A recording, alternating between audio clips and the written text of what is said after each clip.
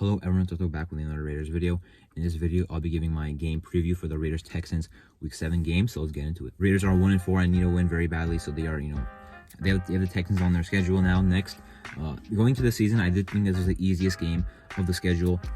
Two big notes were that one, it was after a bye week, and the Raiders have not been good after a bye week, and two, it was not supposed to be a win where we desperately needed it, and we're thankful that we have an easy game.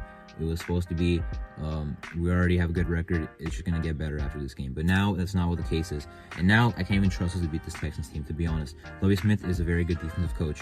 Is he a good head coach? I'm not sure. But, McDaniels is a good offensive coordinator, but not a very good head coach anyway. So, now, the biggest thing I would say first is the red zone play, because they have a good red zone defense, a very good one, and a pretty above average red zone offense. Our red zone defense was supposed to be way improved and has been the same as last year, just terrible, allowing touchdown after touchdown, no field, not allowing not allowing the other team set up for field goals.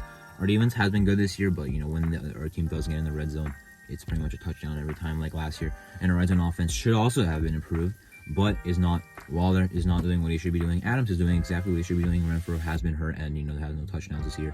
Jacobs had no rushing touchdowns the first 3 weeks. The last 2 games has 3, so that's good to see.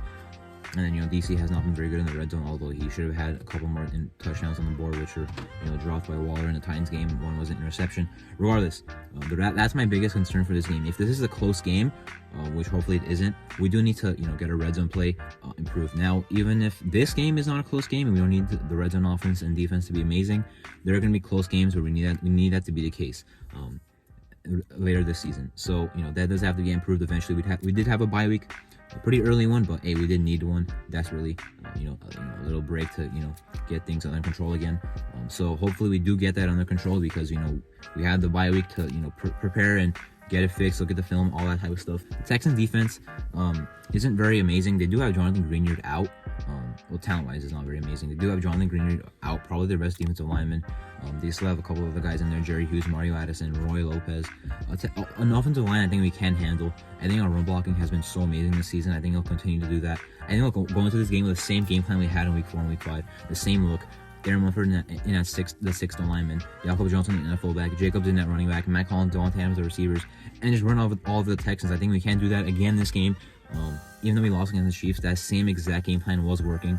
I would love to see us do it again. We did it against the Broncos too, with Justin Herron as the 6th lineman. He tore his ACL in practice that week after the game, so that was unfortunate. But Munford has been doing that as well. I would rather see Munford in there as a 6th lineman instead of starting, because I don't really want him to start yet. But I do like him for the future as an option, not as a full-time franchise tackle. We still have to see what we have there. But I think we can run the ball on this team. Their passing defense, I believe, hasn't even been that bad, to be honest. Stingley is a very good corner. We do have Devontae Adams, so the great thing about that is no matter how good of a corner one the other team might have, we have a great receiver who can pretty much beat any corner in the league. But Stingley has been good, so there's something to look out for there. I don't really trust our offense to go off in this game. I have heard what if our offense just dominates, scores 40? I don't really see that happening. Do I think we should drive the ball pretty well on these guys? Yeah, but I don't really trust it. Our offense has been one of the most overpaid offenses units in the league. Really, we have so many guys that should be doing a lot more. Our offense should be doing a lot more. Our O-line, honestly, has been one of the most consistent units, to at least run blocking, and pass blocking has been better than I thought. So shout out to them. But I think we'll be able to move the ball, running the ball. But eventually, if that does get kind of stopped like it did in the second half against the Chiefs, it didn't exactly get stopped against the Chiefs, but we need to pass the ball. We also couldn't. We have to be able to actually consistently pass the ball when it comes down to passing the ball. Derek Carr has not been amazing this season, but has, I think, improved over the last 2 games. Well, not 2 games, because the Broncos game, he didn't really have to do much. The Titans game, I think he did have a nice game. Obviously, the Chiefs game as well, but no really game where he went off yet. So it could happen this game, but I don't know if it will. Now, on the other side of the ball, the Texans offense, Davis Mills. I hear a lot of praise for Davis Mills, so I'm not going to say he's underrated, but he can definitely I wouldn't be surprised if he just sits back and dimes up this defense. Like, it would not surprise me actually if they just score 30 points and it's a close game and it's a shootout. It would not surprise me. Damian Pierce has been one of the best rookies in the league. He's currently an offensive rookie of the year candidate. So we'll definitely have to watch out for that running game. Their offensive line is not very good. Their right tackle is now Titus Howard, who's like basically a draft bust, first round pick in 2019. He's like a guard tackle type of guy. I thought they moved him to guard, but apparently he's at tackle. They do have Kenyon Green at rookie. He's, I believe, at left guard. He is pretty good. Then Tom's at left tackle. He is very dominant on the field.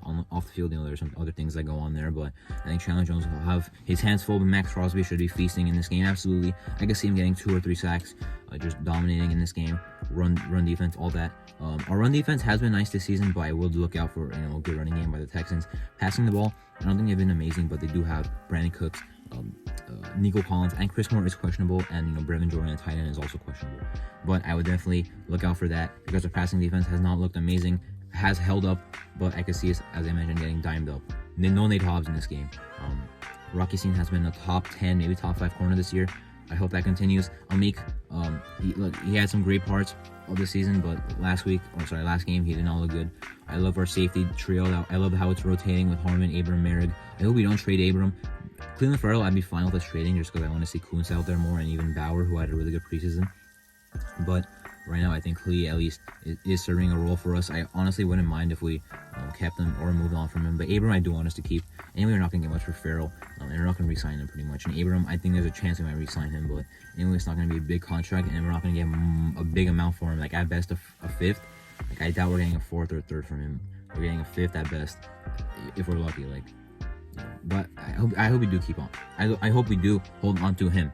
Now, if this does end up being a shootout, that's already pretty much a loss for us. It should not be a shootout. We should absolutely dominate them. I don't care if the record's better. We are a better team. Their coach is probably better, but we still have a way better team. They should absolutely win. If it is a shootout, we just have to hope we win the game because we have not won our close games this year. The Texans game, they are an AFC opponent, a conference opponent, so that would help us there, getting that conference record up. We are currently 1-2 in the division, not bad, but don't play the division game until week 11, which is the first game. Nate Hobbs would be eligible to return, by the way. At corner for this game, Averett will return. Well, he's expected to start and return in this game, so that's good. But I don't really trust him as a reliable option. It is good to have him back, but he's a downgrade from Hobbs. DJ Turner, we do have Matt Collins and Renfro questionable for this game, but to be honest with you, even if those guys are out and DJ Turner's back, DJ Turner's not going to do much at receiver. I would love him back as a kick returner or punt returner because Taylor Fold is not very good at punt returning, but DJ Turner not really serve a role at receiver. I promise you they'd probably activate Tyron Johnson from the practice squad and play him more. Taylor Cole's on the active roster. Albert Wilson will play his first game. He's already on the active roster, so he will play in this game. And then Moreau was going to play. Waller's out. I'm not surprised. He's either not playing well or he's getting bad luck. Mostly he's not playing well. Moreau has looked good this season, though. I'm glad to see him back. I think he's a better blocking tight end as well. We can have some effective running with him blocking out there. And then Jayon Brown is also questionable to play. He missed week 5. He did not look very good at all this season, but I hope that doesn't improve. Perriman playing, is obviously dominant in the run defense game. Devon Diablo, you can say the same thing, even though his coverage has not really improved like I hoped it would. And then Blake Martinez, we'll see what type of role he has going forward. He only played 5 snaps maybe against the Chiefs, but it was the first game on their team after about 6 days of being on the team. But now he has a couple weeks under his belt of being in our facility. We absolutely must win this game. Get the 2-4 and then just move on. 2-4, we'd have a better record than the Texans. We'd probably have a better record than I believe they haven't played this week, but I think they'll lose, and anyway we have a tiebreaker over them. We just have to keep climbing a little bit. The Chiefs loss was tough, but we do have some games we could stack up and win. I'm not going to lose hope, but I am feeling a little nervous about this because we're in a very thin spot. We need a lot of games to go our way. So hopefully that does happen. Anyway, that was my game preview of the Raiders-Texans regular season game. I'm Arthur. Thank you for watching.